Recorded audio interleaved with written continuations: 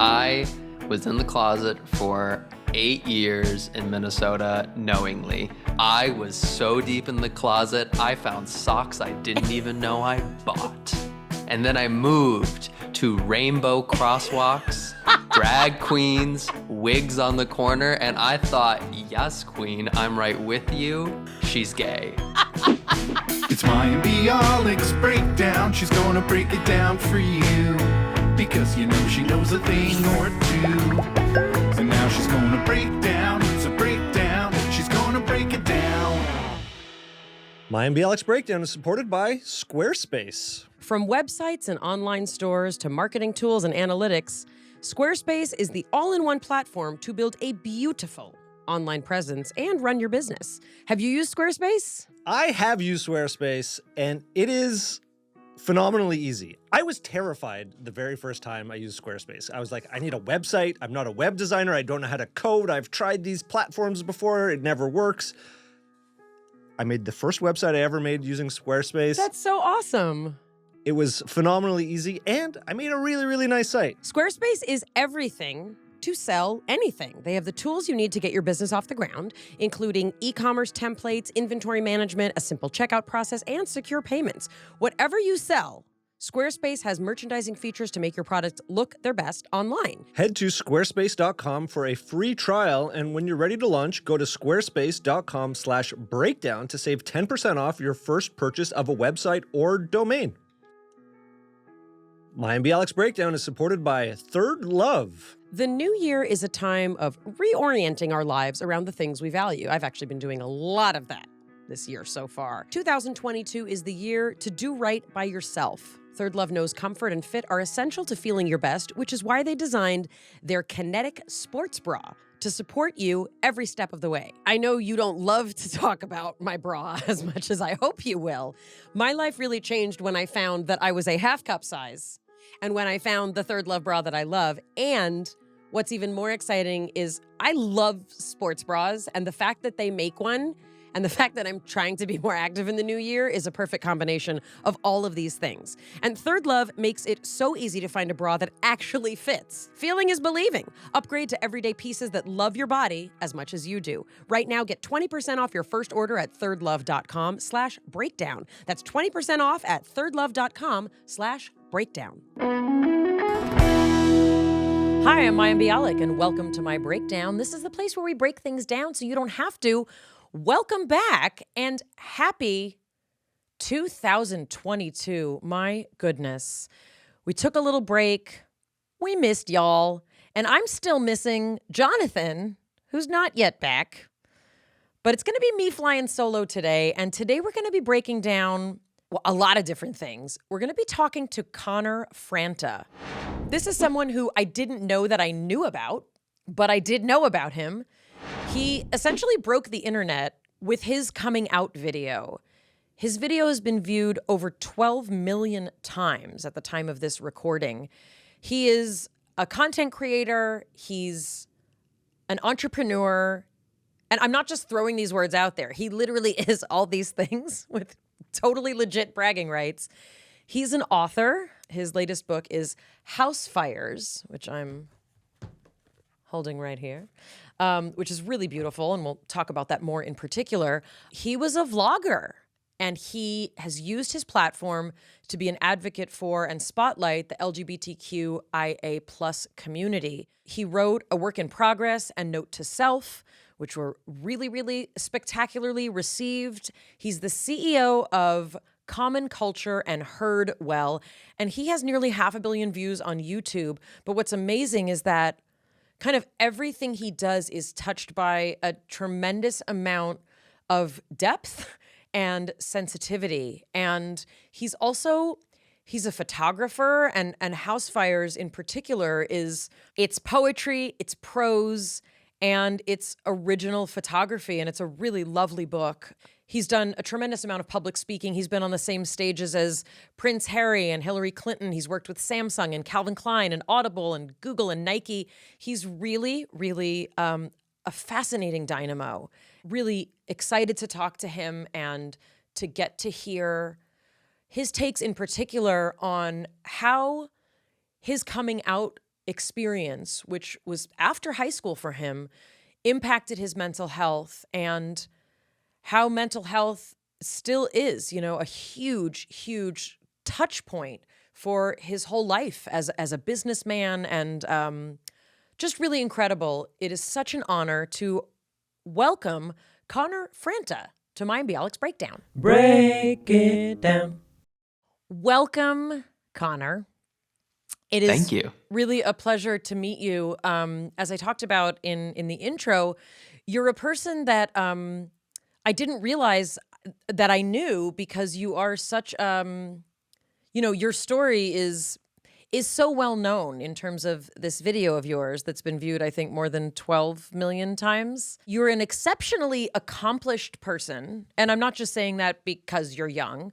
I think, for anyone's life, the things that you have tackled and been successful at are so impressive. And, I'm holding up House Fires just because, happens to be on my desk here. And it's really beautiful. The prose is beautiful.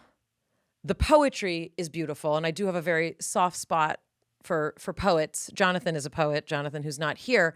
And also the photography is beautiful as well. But specifically with the poetry and also the prose, you're able to pour your heart out, really. I mean, you really wear your heart on these pages. And I know that's sort of a feature of you, your writing, kind of your earlier vlogging and now your later advocacy. But what I'd really love to do is kind of like take us back to where you're from, what kind of house you were born into. Because, as someone who has, I'm almost old enough to be your mom, but as someone who has a 13 and 16-year-old, I want to know how we got this. This is amazing. I want to know what it looked like early. I want to know, tell us what your folks did. Tell us, do you have siblings? Tell us what you were born into. What was Connor born into? Well, thank you for that lovely intro. Wow. I feel very lucky to be here. So thank you. I grew up in a very small town in Minnesota, the Midwest, the only liberal state there at the moment. So it definitely reflects that, because I felt like I had a very peaceful, welcoming childhood. My town had 4,000 people. Mm-hmm. My parents are still married, have been married for over 30 years. I have 4 siblings. We're all very close. 2 brothers, 1 sister. I am a middle child. I am a Virgo. I knew there had to be something in there. A middle child and a Virgo. Oh, yeah. We are emotional and organized. Get ready. Double punch. You can't stop us. My entire family is not dissimilar to that. I saw my dad cry because he was compassionate. He's a doctor. I saw my mom wake up at 5 a.m. to bring me to swim practice in the middle of a Minnesota winter, which can get down to -30, and she would do it without complaining, without questioning. Who's that lady? I know. Maybe I should talk to your mom. I think elements of that have deeply shaped who I am as a person without me knowing it. And because I'm like, I don't think I'm that kind. I don't think I'm that giving. And yet my parents still do that so humbly and so gracefully. But yeah, no, I grew up in a really nice place in the Midwest. I really look back on it fondly. I feel like I feel lucky to have had my childhood. And at the time, I didn't realize how lucky I was to have it. I had a lot of close friends. We lived in a safe neighborhood. It wasn't until I started having thoughts about my sexuality, which thus turned into thoughts about depression and suicidal ideation, because I was confused about that piece was disturbed. Other than that, I genuinely reflect on it with rose-colored glasses. And were you went to Catholic school until 8th grade, is that right? I did, yeah. So were you raised in a religious home? I went to a small Catholic school in a town of 400 people outside my town of 4,000 people. Wow. The Catholic school was beneath the church. So picture a building on a hillside, 3 floors, and then on the top floor, so actually 4 floors, on the top floor was the church, and the school was beneath it. The school was K through 8, had 80 kids in the entire school. And I went there from K through 8.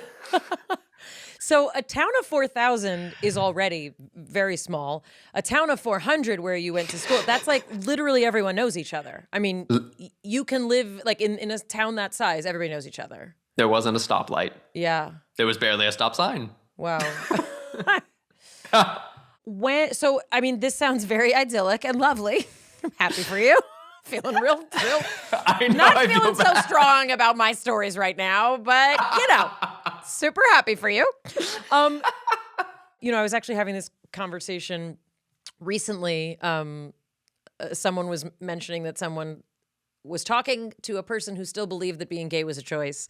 And the question was posed like, well, when did you choose to be straight? Like, was that, so I guess, a lot of the times that we as humans do start to think about sexuality is, puberty, when hormones start kicking in and, doing the things that they do in our brains and bodies. So what was your experience? And again, I'm not asking this to try and, be salacious or get you to say naughty things. But I think it's important, I think especially for a lot of people listening, to hear what the natural organic evolution is for humans.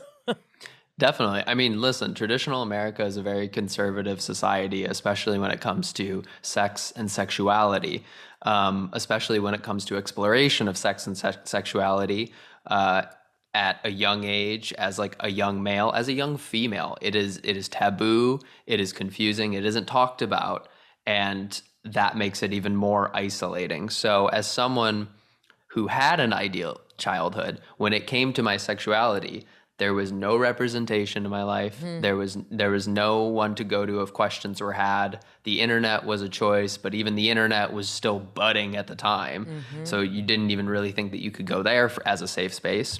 But I vividly remember having such close relationships with certain young kids in my life, at the time, like my best friend when I was 9, and in such a way that I think back to now, that it felt like what it must have felt like to have romantic feelings, but I couldn't really put the words to it. It wasn't until I was more so 11, 12 when I started putting the thought to, or I guess like I put like the sexuality element to it, the orientation to it. Right. And I think it's important to pause here just to kind of make a note, because a lot of the demonization of homosexuality, in particular male homosexuality, has been this notion that there's a sort of built-in perversion around it.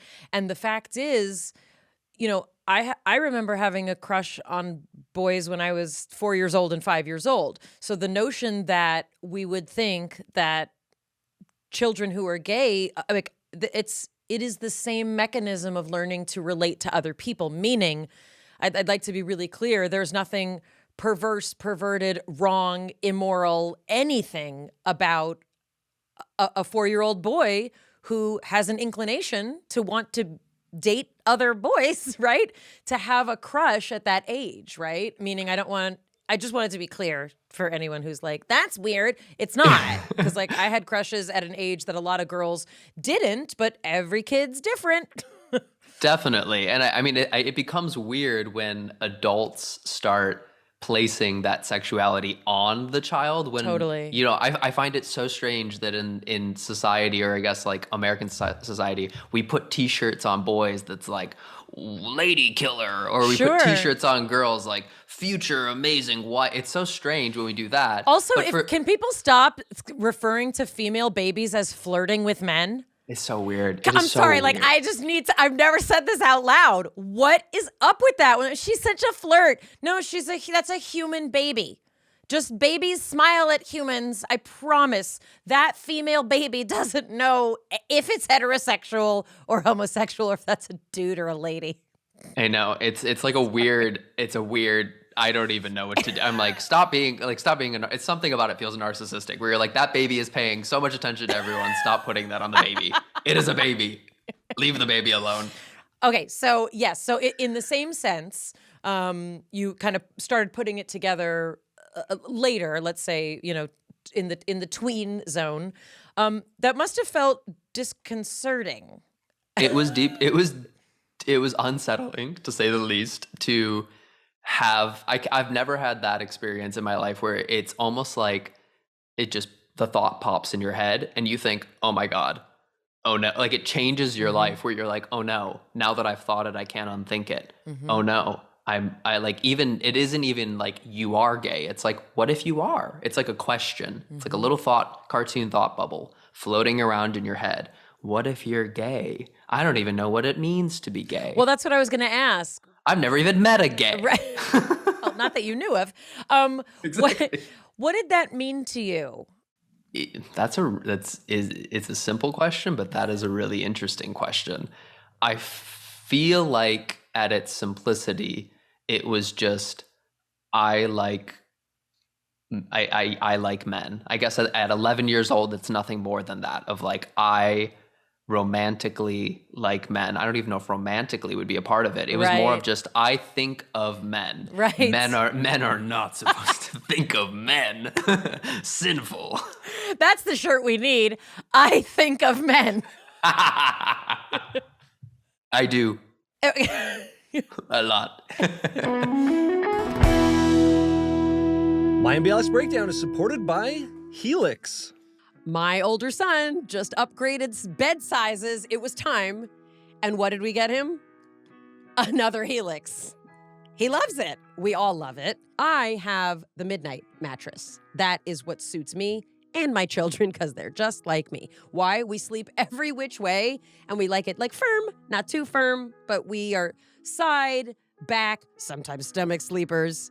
It's been enormously helpful also. It comes to the door. You cut open the box, you cut the plastic, it opens. That's it. Doesn't smell bad? It does not smell bad. Helix was awarded the #1 best overall mattress pick of 2020 by GQ and Wired magazine, and they've also been recommended by multiple leading chiropractors and doctors of sleep medicine as a go-to solution for improving sleep. Helix is offering up to $200 off all mattress orders and 2 free pillows. What do they do, Jonathan? All our listeners have to do is go to helixsleep.com/breakdown. Mayim Bialik's Breakdown is supported by BetterHelp Online Therapy. We talk about BetterHelp a lot on this show, and we're going to keep talking about it, and we're going to keep talking about the stigmas surrounding mental health. Some people think that they should wait until things are absolutely unbearable. And even if they don't say that, that's kind of how they live their lives. Like things are bad, but they're like, no, I can handle it.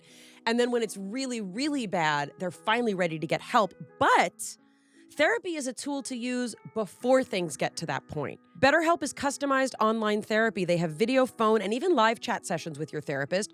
You also don't have to see anyone on camera if you're not ready to.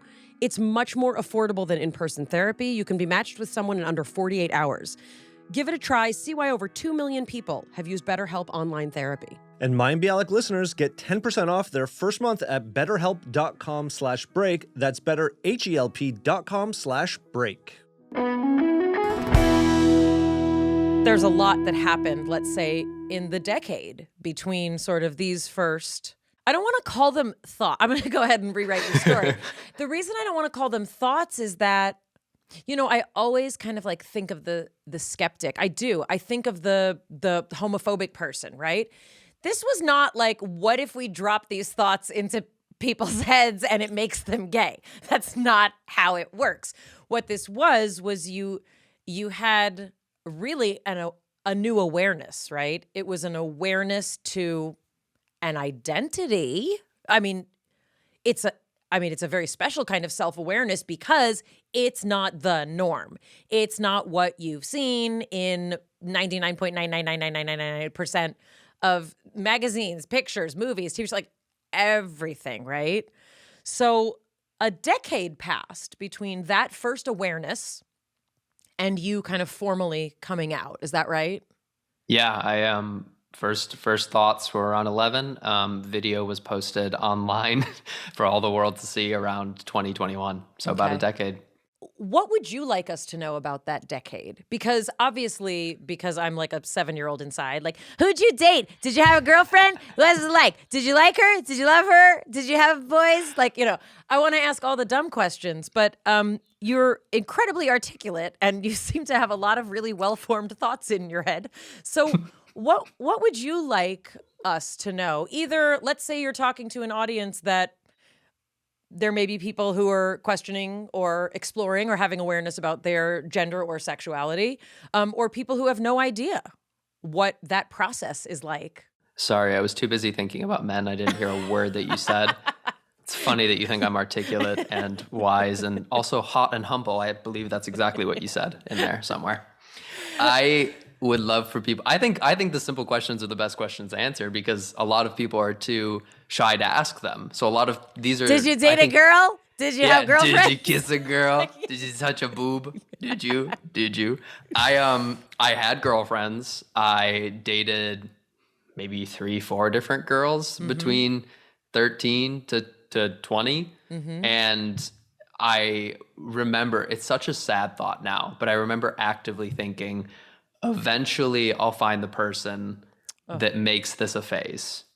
Eventually I'll find a person to confirm that this isn't me, that I can be just like everyone else, my friends, my family, my siblings, everyone else. I was like, I will find that person, and this will be a thought that I never have to share with the world. It won't be real.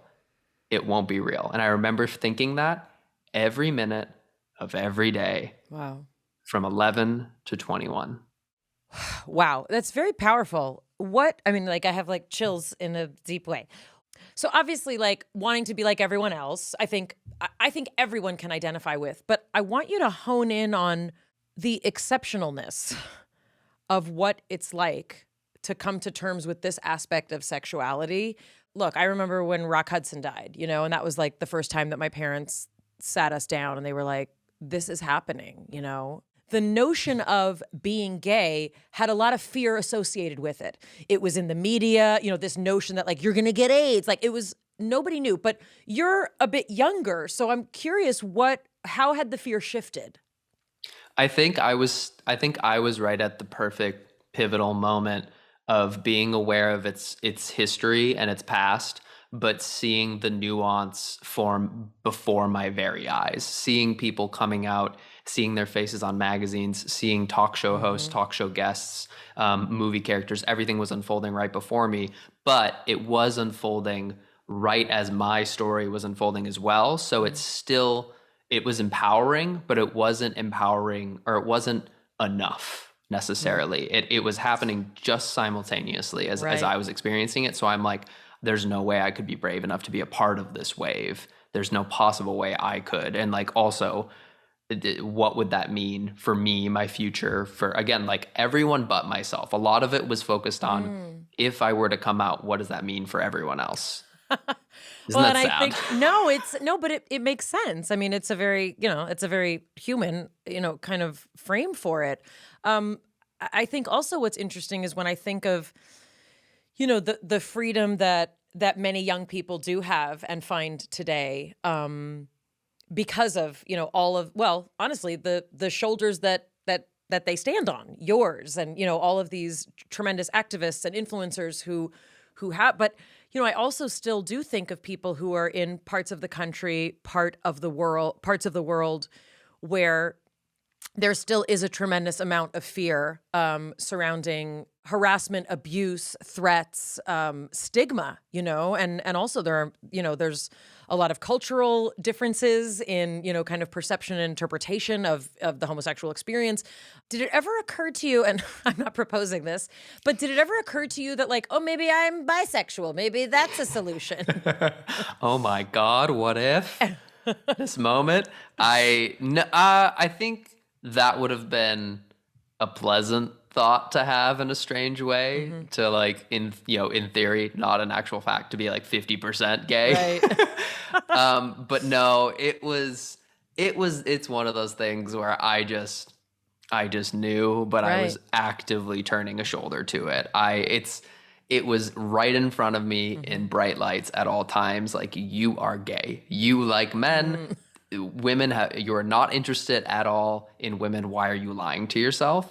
But I kept being like, nope. And I would turn away from it, be like, not today. And then turn away from it constantly, just thinking that there's no way it could be true, even though I knew it. I knew it to my core. Was there, and this is not at all a knock on religion or organized religion. I happen to be a person of faith, but Was there also a component, of a kind of like a religious notion of like, this is not what we do? I mean, it wasn't exceptionally present in my direct life. So I grew up in a Catholic family. We went to church every single Sunday, never missed a Sunday. If we were like out of town for a swim meet or if we were on vacation in a different state, we would find a church to go to. Oh my. Every single Sunday. But we were also the type of Catholics that would kind of come back from church and like eat dinner and talk a little shit, like be like, I don't know, Catherine was a little bit pitchy in the choir today. So we were devoted, but we were also a little bit cheeky. So I wouldn't say any of it came directly from my family or in my house, but you knew it was the almost unspoken. The less it was spoken about, the more you knew it to be true in a strange way. The less I heard about the queer community, the more it felt wrong to be a part of it. Because if no one was talking about it, right, something was seriously incorrect about it.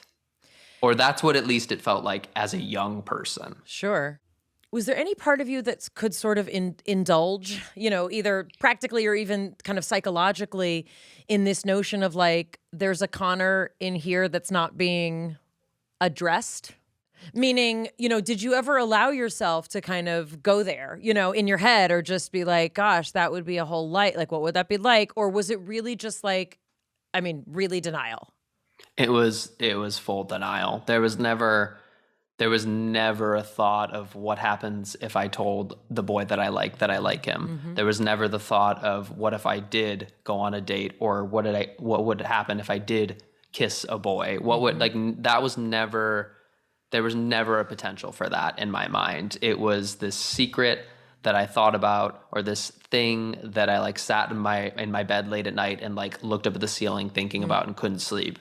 It was only that. There would never be more. I would never allow it to be more. One of the most complicated aspects, I would imagine, also about, not just the sort of 10 years, between this sort of like first awareness, as I said, and then you coming out, but, especially I'm imagining the last few years leading up to actually coming out. When did you feel, or when did you acknowledge that this was impacting kind of your mental wellness? Like, when did that become more prominent for you? It was in tandem, I feel like, with my rise to success on YouTube and on the internet. I think with the more that I was forced to quite literally look at myself in the camera, in a screen, in a lens, and the more I was inquired about, I was constantly asked questions and people were curious about me, the more I was forced to think about it. And honestly, the more I was forced to answer disingenuously or slightly skate around my truth to give them a truth that fit what they thought I was or who I was. And the more that occurred over the years of my YouTube success from 17 until 20, the more it really tore me down as a person.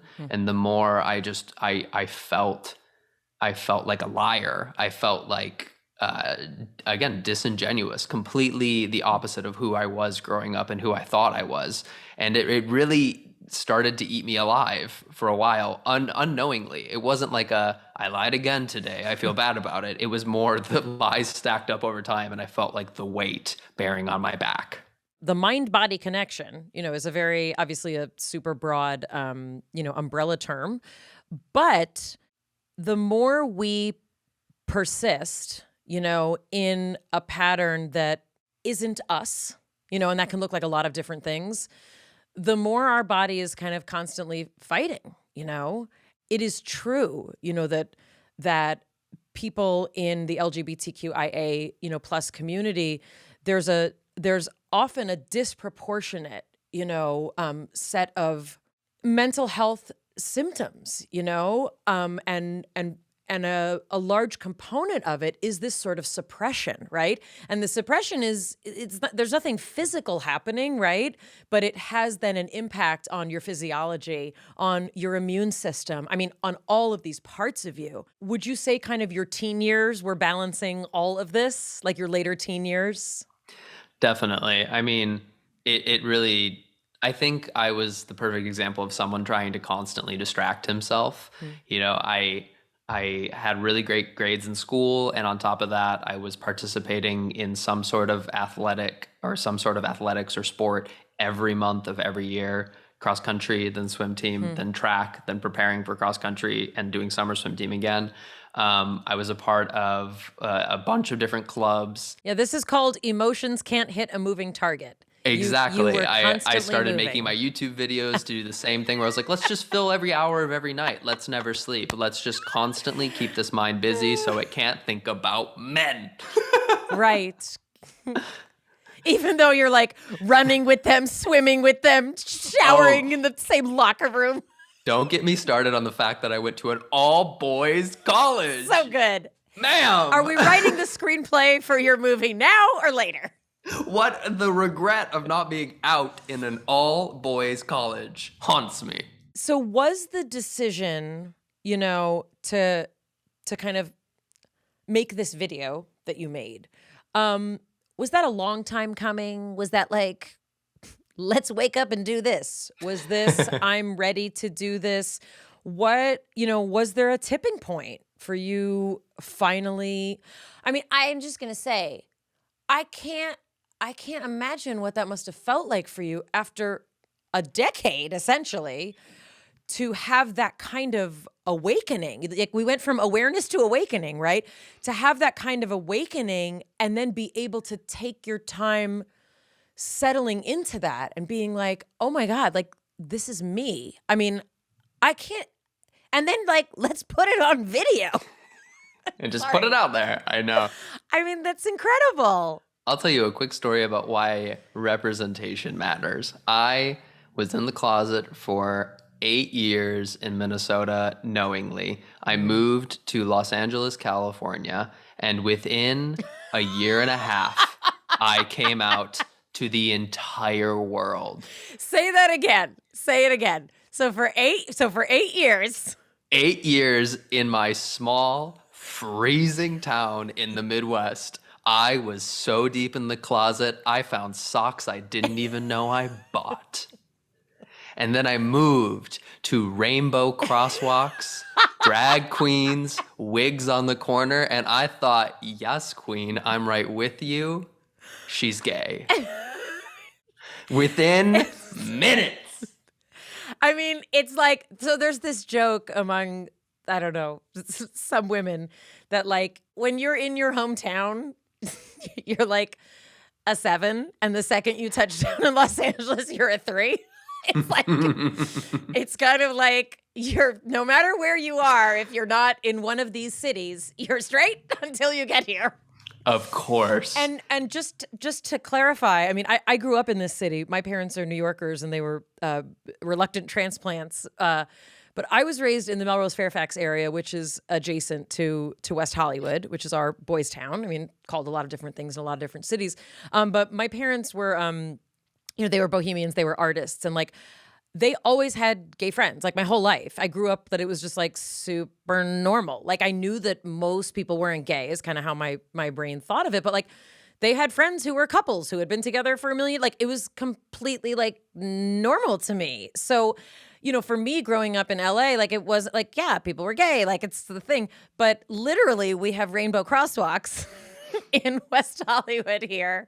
And yeah, Santa Monica is our, like, it's a fabulous street, and it is often a party. You know, it's a very exciting part of town, and that's where like our Halloween, you know, the big Halloween, you know, parade is. But I just love this notion that like you touch down and it's like you could feel it in the air. Like I'm home. You could. As soon as I saw it with my eyes, and I continued to see it, and I started hearing it in common everyday discussions and meeting people that was like, oh yeah, my boyfriend, and like they didn't even have to like come out to me, they just said it. I was like, what is happening? What do you mean you're gay, you sicko? What, like you can't just say that without crying. Right. And it was so confusing, but also immediately liberating. The more I heard it and the more nobody cared, I thought, what have I been doing? Have I been wrong this whole time that it doesn't have to be such a big deal?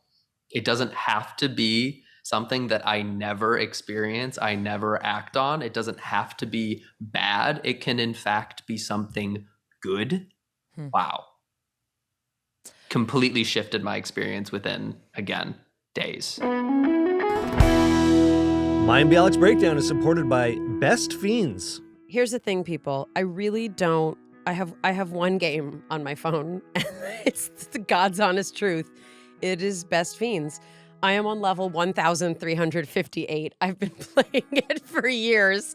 It is like a present I give myself when I want to unplug and when I want to just be a normal person who's not constantly thinking, working, and doing. I could literally write a thesis about Best Fiends. It is a mobile puzzle game. Anyone can download and play it. If you have like a few minutes, you can do a round. Like, that's the thing. You don't need to make a big commitment, but I have played for extended periods of time. More challenging games are added all the time. There's all these new features. It's my favorite thing. It's my favorite. She can't even articulate it. She's just on repeat about how much she likes it. Download it today on the App Store or Google Play. It's Friends without the R, Best Fiends. Totally obsessed. Mayim Bialik's breakdown is supported by HelloFresh. With HelloFresh, you get free pre-portioned ingredients and seasonal recipes delivered right to your doorstep. Skip trips to the grocery store. Count on HelloFresh to make home cooking easy, fun, and affordable. That's why it's America's #1 meal kit. You get convenience without skimping on quality. You can also save waiting in long lines and ensure that you don't waste money on excess food because it's all pre-portioned. HelloFresh cuts back on time spent in the kitchen so you can spend it on your other resolutions, with meals ready in around 30 minutes or less, plus quick and easy meals, including 20-minute recipes, and low prep and easy cleanup options provide an even faster route to putting food on the table. HelloFresh is 72% cheaper than a restaurant meal of the same quality, and you save on average over $65 a month. Go to HelloFresh.com/break16 and use code BREAK16 for up to 16 free meals and 3 free gifts. That's HelloFresh.com/break16 for up to 16 free meals and 3 free gifts. America's #1 meal kit. So it's been almost a decade since that. You know, a tremendous part of your life and kind of your maturation, you know, I mean, 21 is still a kid, you know, for many of us who are over 40. You know, much of your time has sort of been building, you know, on the building that you did, right? And your writing is part of that, you know, your entrepreneurship, you know, sort of putting your money where your mouth is and encouraging others kind of to do the same. One of the things that I respect so much about you, and this is not to say that I don't respect people who, quote, simply, you know, are content creators, because I think there's beauty and intelligence and awesomeness to that. But, you know, you've kind of broken the mold, you know, in a lot of ways in a field that is sort of still emerging, meaning where do we put this generation of people, you know, meaning we have all these incredible content creators and you're given a platform and you're given an audience and it's like so exciting and endorsements and blah, blah, blah, blah. But then kind of like, what next, you know? And I always joke, like my older son who's 16 is like, whatever I do in life, I just want to make sure that I'm rich. And it's like, because they see all these content creators, and that's a huge component of a capitalist, you know, society, which I tell him over and over. But that kind of notion of like, you're a person that I love, you know, to point my kids to say like, look, and, you know, like, look at all this and then. And one of the things I want to, you know, kind of focus on, you know, so much of your writing is really, really an expression of some very deep emotional work. Either, you know, call it processing, call it, you know, kind of grieving or like reawakening. Like, I don't want to be poetic about your poetry. But a lot of it is, it's deeply emotional. It's deeply emotional. And also, that's not to say that all people who are gay are deeply emotional. I don't want to make it like, look, gay people are deeply emotional. I mean, they may be, but maybe not. I don't know. I think you're onto something there. I don't know. But I think like that's sort of the question that I'm asking is, you know, you go from a place where you're kind of pouring your heart out, you know, in terms of your process and coming out, you know, and all these things.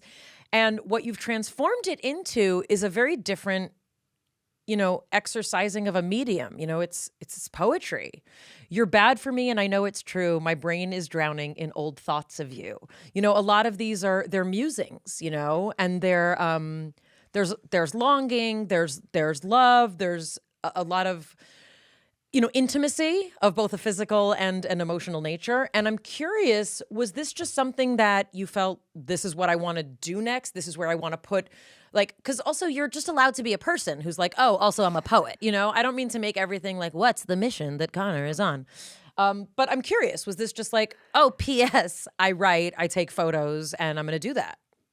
So, this is my third book. I've had a little bit of a practice, I guess, in the medium, and the first one was an accident and a gift, I should say, because the first one was presented to me at the time of, hey, have you ever thought about writing a book? We could get you a book deal. Right. Welcome, enter in management and agent. That's it. You became corporate very quickly. Of course. Yeah. And I thought, you know what? I have always enjoyed writing. That sounds interesting. Let's talk about it. So I'm really glad I had that conversation, because that's not saying my first book is anything amazing, but it introduced me to a new direction that I may otherwise not have gotten into. Got it. And after the first one was received so well, I thought I loved that entire process. I loved the years it took to write a book. I loved the emotional exploration it took to write a book. And the gratification of really putting my full soul into something so with so much depth compared to, a quick 5-minute YouTube video that you produce within a few hours, you edit within a few days, and you upload, and it's gone from the zeitgeist within a few days again. It's like the idea of putting out something that is potentially almost forever in a strange way sounded so exciting to me. So after doing that first one and then doing the second one, I started thinking, what's a modern take on a piece of writing? What is something that can both be true to that medium, but also be true to the times that we're in? And in the times that we're in is that people like short form, people like variation, people like pretty pictures. So I thought, I'm going to combine all of my interests, essays, poetry, short musings, film photography, and I'm going to bring it into one piece of art that fully exemplifies who I see myself to be as a human. And it may not be standard, it may not be the process that everyone goes through, but I'm going to put my full heart into it and just hope it works out. Talk a little bit about sort of your mental health journey, because it feels like it's woven, in particular in House Fires, like it's kind of like woven throughout. What did it look like for you, your mental health journey, and sort of how did we get from there to, this kind of processing? So after posting my coming out video and it being received exceptionally well, it was like every trending topic on Twitter. There is now almost 1 million comments on it, or 1 million likes and hundreds of thousands of comments. And seemingly the thing that I had been so attached to that had caused me so much anxiety and so much depression, it was seemingly done. It was a very interesting point to find myself in, where I then got to go forward with my new life, but I still carried all the baggage of that decade unknowingly. I didn't realize that would now be a side effect of a successful coming out story. Is like, oh no, it's still, the trauma is still there. You still need to put in the work to fix that. It is still going to affect you. You can't just simply shed that skin and walk forward. So days, but like years after coming out, I really hit a deep depressive spiral seemingly out of nowhere. Things were still great. I was still very successful. I was still moving forward in my career and my life, and had great relationships and friends and everything. But I just kept feeling like it was catching up to me. It was almost like I had a jump start after coming out, and I got to run away from it for a moment, and it finally came back to me. So I hit a very deep depressive spiral. My anxiety was peaking like never before. What did that look like for you? Like, are you a person who couldn't sleep, slept too much, couldn't eat, ate too much? What was it for you? Listen, I can never sleep, first of all. Okay. It is a rare night if I ever... I put up a poll on Twitter the other day, like, who sleeps through the night? Tell me. Everyone except for me, apparently. I never. Anyways, like a real deep depressive episode for me looks like the most exhausted you've ever felt, the most unmotivated you've ever felt. I lay on the couch, I curl up in a ball, I can't move, I don't care to move, nothing matters.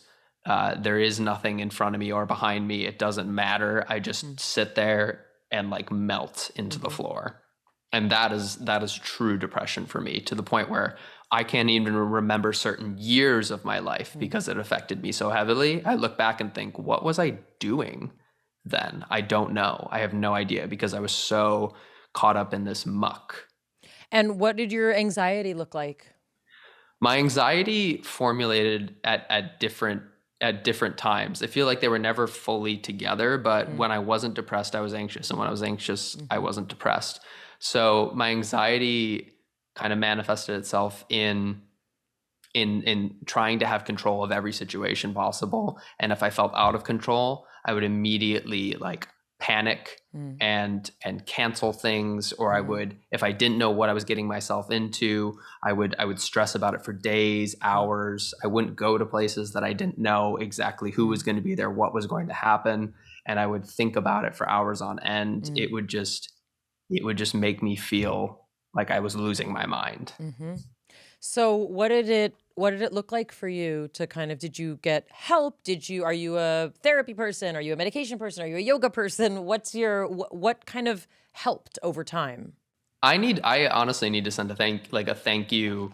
I was going to say a thank you note. Wow, that is the Midwestern mom in me. I need to send a handwritten little thank you note to one of my friends. I had a few friends in therapy, but one in particular gave me his therapist's number, and I texted her and set up an appointment. I honestly can't tell you like how I got to that point, but I know that eventually I think he just realized something was going on. So he just said, this helps me, maybe it'll help you.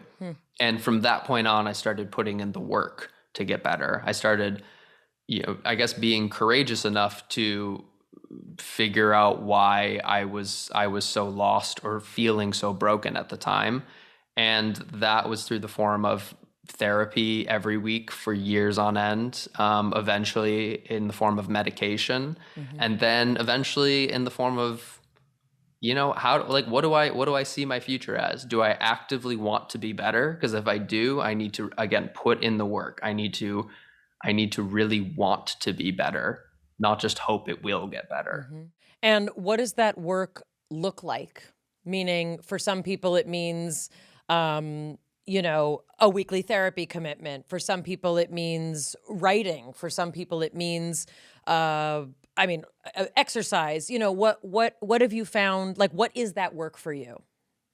At the time, it was a combination of it all. It was really, it was being honest in therapy. It's easy to show up for therapy. It's very difficult to actually be honest while you're there. When people say, like, I tried therapy, it doesn't work, that usually means they may not have been entirely ready to be honest. I've gone to my therapist for years, and there are times where I'm like, oh yeah, I didn't tell you that one thing that was absolutely horrible. Oh yeah, that was totally by accident that I haven't ever told you that one thing that was absolutely horrible.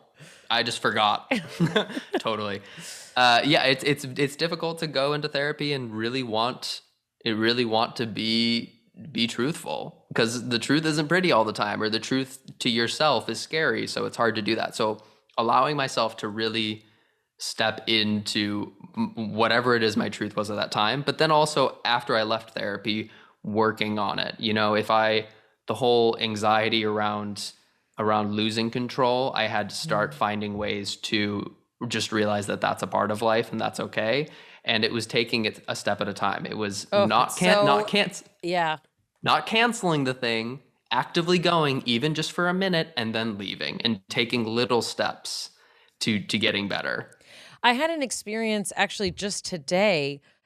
I got a series of, I was on a break. I work on a television show and I was rehearsing, and I got a series of texts about something that like wasn't dire. It wasn't imminent. It was something regarding things that need to be handled in the next, 24 hours. Right. And I felt my body tense up, and I was like stressed because like we were on a 5-minute break and I shouldn't have really checked my phone because exactly what happened. And I felt my body tense up, and like I felt instantly impatient. Like whatever else was like just happening in the world on the set, like I instantly felt irritable. And then I was like, I didn't eat enough at lunch, but that's separate. And what I realized was that like there's a choice that I can make now. And the choice is I can completely catastrophize this and like be texting for the rest of the day in between every time I have a second, or I can know that this is going to be okay and I can handle it in the next 2 hours after I finish whatever I had to do, right? Work, right? And it was like, it was in that moment that I was like, that's how simple it was right now. That's how simple it was. And like, I don't mean, and I know people are listening, they're like, well, duh. But for me, not duh.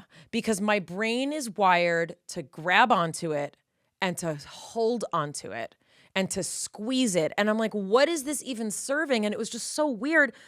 I don't know why today was different, but I was like, what if I could do this?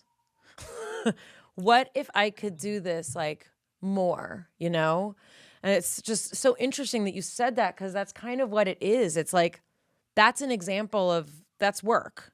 I've been in therapy It's a rewiring. Yeah, I've been in therapy a long time, but she's not with me all the time every day. But like, that's, if I were to say to her, oh, I got these tests, she would say, breathe, take a deep breath. Nobody's dying. No one's sick. Thank God. Like, everything's okay. The vulnerability, you know, especially in house fires, like the vulnerability that you have, do you feel that that's kind of a result of this kind of mental health journey that you've been on? Like, do you feel like this is an expression of that? Does it run parallel with it?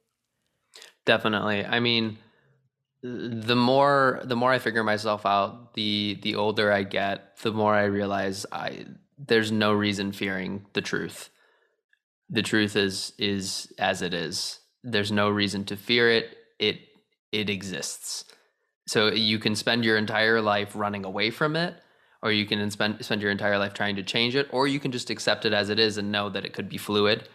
So for me, I try not to see any point in letting things like that ruin my day or ruin my mental health. I try to actively avoid situations that will put me back in that negative space, like the plague.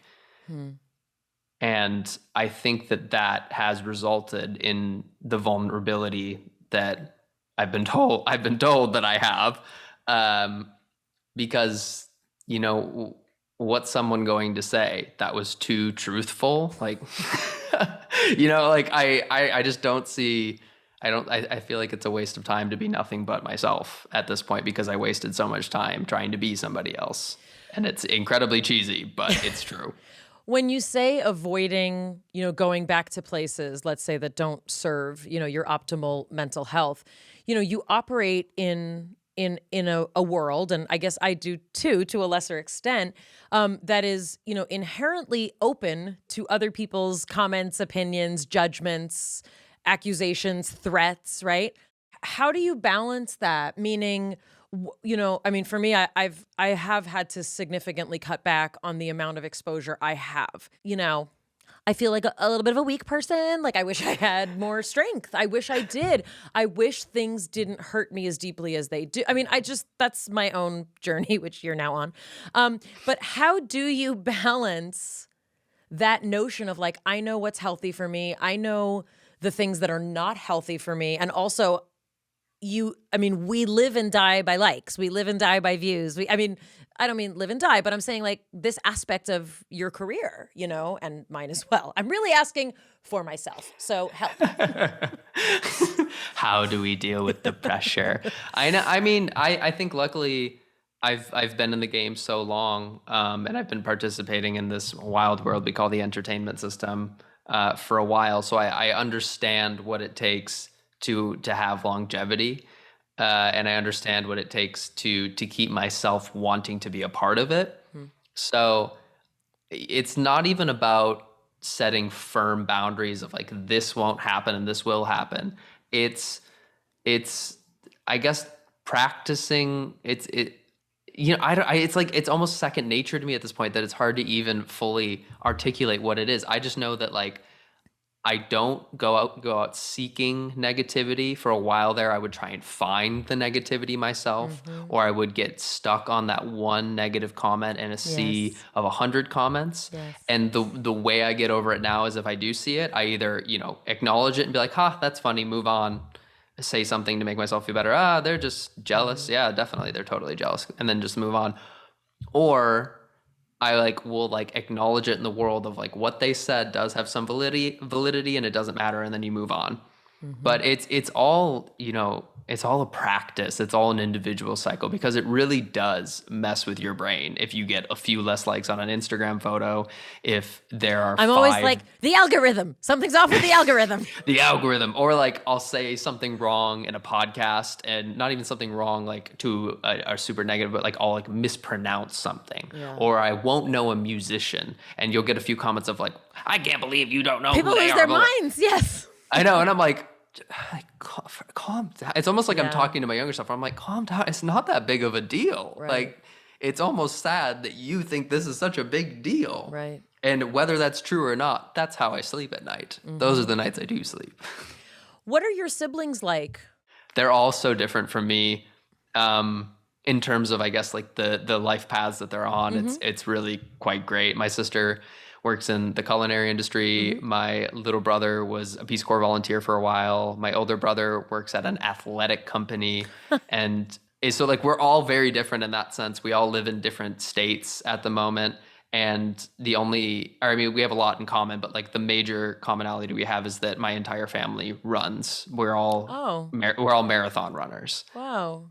Which is very unique. That doesn't really happen for a lot of people, especially something genetically, if you inherited good marathon genes, someone will always be anti, or be nah, I'm not that. But all of us somehow embrace it. So we're that weird family that, we don't go home for Thanksgiving to do the turkey trot 5K. We skip that and we do a morning half marathon by ourselves. Of course. And just because that's what we would do, even if it wasn't Thanksgiving, because it's just fun in some sick way. How did your parents react, or was there a significant kind of reaction to you coming out?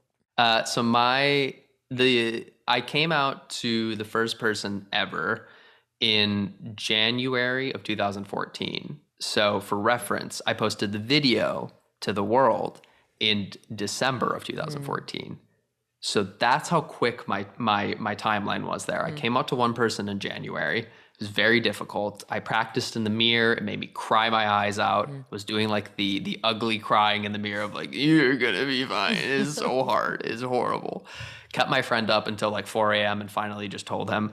And then after that, and after his reaction was so normal, so just it doesn't have to be a big deal. I realized that I didn't have to give it that much power. I could slowly release the gates and tell more people. And one of those was my mom. She came to visit LA a few months later. I naturally waited until the very end of the trip to tell her this very important detail. I was dropping her off literally at the airport. What? And she was, this is how stressed I was, because I'm God, how do I even say these words? These words are so new to my lips. Mean you're pulled up at LAX? The hotel near LAX. Not fully someone's honking their horn, move, but in queue. Okay, but in the screenplay up. Version of your life, someone's honking, move. Of course, it's very Lady Bird. It's just doing extra laps. But so I drop her off, and she gets out of the car. We hug goodbye in the car, or out of the car, I can't remember. And she leaves, and she's walking away, and I'm sitting in the car, very teen movie, me gripping that steering wheel so tight, thinking, I can't believe you didn't do it. This was your chance to do it in person. You have to do this. And within a few seconds, I just got up the courage to literally throw my body outside of that vehicle and run after her and say, I need to tell you something, and just scream it. And she's kind of okay, what? And I just stand there looking at my feet, pointing my fingers I'm gay. I am gay, Mom.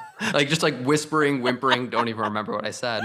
And the best part of it was her response was, that's okay. Are you seeing someone? Or Oh. it was so loving and so compassionate that she didn't even have, her question was about my life. It wasn't about what I had just told her. It was curiosity. I was met with curiosity. I wasn't met with anything else. It was purely just, how are you? What are you doing? What is this side of you that I didn't know existed? And I am so thankful that that was her reaction, because it just further confirmed that it wasn't a big deal. It should almost be celebrated.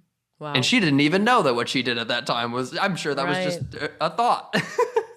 Well, and also it so normalizes it, you know? I mean, I'm asking all the questions because, you know, that's kind of like the format here, but it's really beautiful. It's very heartwarming. And not to sound like your mother, but I am curious, you know, do you talk about relationships? You know, are you a person who, you know, sees a life as a parent one day? Like, do you have a sort of picture for yourself? Not that you have to any more than anyone else should or shouldn't. I wrote about this in the book because it's a really, it's the first chapter in the book, because it's something I've been pondering a lot lately, how, you know, to what we talked about earlier, it's not universally this, and it's not even collectively this in the United States, but to a certain extent, we are in a turning of the tides. We are in a changing moment where suddenly being queer, being LGBTQ is far more accepted than it ever has. And it seems like it's trending towards even more acceptance. So you're now allowed to be born and live a quote unquote normal existence as a queer person.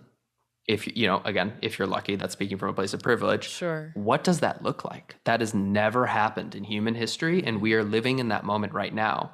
What does it look like for me to be a gay man in a gay relationship with a gay life for my future? I've never, you know, I haven't seen that, or I have seen it, but I've never like lived that, or I've never lived around it. And it's so interesting because it can be anything I want. And there's almost something so daunting about that, that I don't know the footprint. I don't know the blueprint. I'm creating it for myself, and I'm creating it for anyone in my circle in a way. So for me, I definitely I love the idea of love. I love the idea of, you know, like a lifelong partner, a monogamous relationship, kids, all of that. It's just so hard for me to envision it because I haven't experienced it or seen it, versus like my siblings can see it played out with my parents. Right. Well, I was going to say it's kind of exactly like your parents, except both people would be male. But I know, but like there's something like you add like, Yes. yeah, there's just, yeah. Oh my God. Now, picturing my mom with a woman, my dad with a man. Whoa, weird. I don't like that. But yeah, it's just a little bit different enough that it adds layers. It adds layers to it that should be exciting, but at the moment it's just like confusing. Yeah, for sure.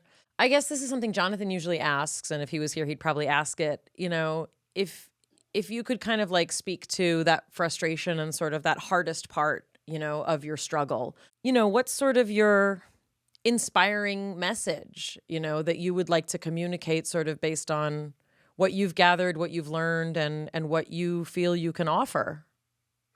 I want people to be as curious about the world as I find myself becoming. I want people to be more accepting of difference and embracing of it, because I think ever since I came out as gay and I've experienced a little bit more of the world and met a gradient of different types of human beings, I just think it's so cool, and we're so lucky to live on a planet where there are 7 billion different types of people. Like, that is so exciting. So every time I meet someone with a different story, with a different with a different elements to the story, with a different, you know, struggle in their story, a different triumph in their story, I just think that's so fucking cool, that like you are a unique person with completely unique perspectives, and I don't know anything about them, but you can teach me and you can tell me that, and I want to hear about it. And I want everyone to approach the world that way, because I think it's a much more fun way to approach. It's much easier to love everything and love everyone than to put in the energy to hating something that you don't even know. And also, something that I like to remind people, it's really none of your business who has sex with who and how.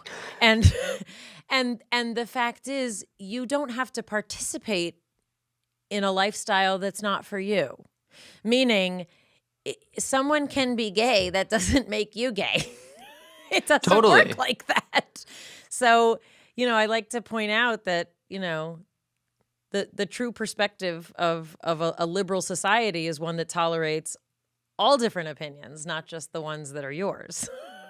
Totally. And I mean, it's how I feel about religion, is that like for a while I really drifted away from religion, and, I was so far from it that I thought it was ridiculous to be religious. It was, I was so the opposite of how I was brought up. But again, the more older I get, the more I think like, it's cool that some people are religious. It's cool that some people aren't. It's cool that some people believe in God. It's cool that some people don't. No one has the right answer to that. So who am I to say someone's silly for believing it, or who is someone to say I'm silly for not believing in it? It's just another fact of life. Like, it doesn't have to be much deeper than that. Just accept that like people have different beliefs and don't push them on people. Mm-hmm. It doesn't affect you if someone believes in God. Sounds easy enough. I know, right? Until they make it affect me, and that is my business. That's right. Connor, thank you so much. Thank you so much for sharing this time with us and being so open, so vulnerable. Thank you for House Fires, and obviously your other books as well. But this one in particular, just really, really such a beautiful combination of elements, and the love poems really, really working for me right now. So thank you. Hey, thank you for having me. This was so lovely. It was really, really nice to be a part of. Have a great night, and maybe I'll see you in West Hollywood sometime. Oh my gosh, yes. That was a really interesting interview. I mean, that's a special human. I have so little experience with like someone who is that articulate, that put together. Like, his thoughts are so well formed, and I just, it makes me feel very old when I talk to people like that, because so much of his countenance, so much of the way he is and the way he holds himself it's very polished, but he's so sincere, and he is sincere. I was really moved. I know it's hard to like reflect on my own without Jonathan here, but I just want to say how moved I was, by his journey and his openness, and his ability to really walk us through so many of the details emotionally of what that struggle was like. I can't imagine, when he talks about being closeted, for 8 years, it's unbelievable. I highly recommend House Fires. It's really lovely. His photos are beautiful, and the poetry really is. I mean, it's exactly what he said it is. It's a combination of all the things that he is good at and all the things that he likes, and, kind of all of his deep thoughts and feelings, and just really, really enjoyable. So we're not going to do an Ask Mayim Anything unless, Scott, do you want to ask me anything? Ask Mayim Anything. Yeah. This is a great question. Scott from Los Angeles asks, how do SSRIs work? I feel like we may have talked about it like very, very early, but I think it's a great opportunity to do a little refresher. So SSRIs are kind of one of the most common and most prescribed, typically antidepressants. The initials stand for selective serotonin reuptake inhibitor. So serotonin is like the feel-good chemical, feel-good neurotransmitter in your brain. And, typically speaking, more serotonin, more happy. Let's just keep it simple. What happens is that when serotonin is kind of spilled out into the spaces between neurons, between brain cells, it gets brought back into the cell, and it gets kind of recycled and repackaged and things like that. So serotonin gets spit out and it comes back in. So when serotonin's floating about is when it actually acts the most to make you happy. So what an SSRI does is it takes serotonin and it inhibits the reuptake of it back into the cell, which means it leaves more serotonin floating around to be used to make you happy. I'll do that again just a little bit just to make sure we're all on the same page. So serotonin is spit out of a cell and then it kind of floats around and does things. And one of the things it does is it makes you real happy. And SSRIs keep that happening for longer. It makes your cell not scoop it back up to repackage it and spit it out again. It just stays out there in the cleft, the synaptic cleft. Zoloft and Paxil, those are SSRIs. Lexapro is an SSRI. But what's interesting is that SSRIs don't work for everyone. And a lot of people try Zoloft or what's the other big one? Prozac. And it, quote, doesn't work, so they decide that medication doesn't work. But the most important thing, and this is something that typically psychiatrists are more, kind of trained to talk about, explain, and medicate, is that not everyone's depression is specifically going to be improved by a serotonin drug. So there are different kinds of drugs. And yeah, it's kind of a drag to have to try a bunch of them. And I've tried a lot, as we've talked about. There are now drugs that work on both serotonin and norepinephrine. Sometimes those work better for certain people's chemistry. And some people need atypical medications, meaning non-SSRIs. SSRIs can make some people manic. That's right. You go beyond happy and into manic, and that's actually not healthy. It's not healthy for your physiology, and it's not healthy for a lot of the behaviors that come about when you're manic. So finding the right medication is extremely important. Take-home message.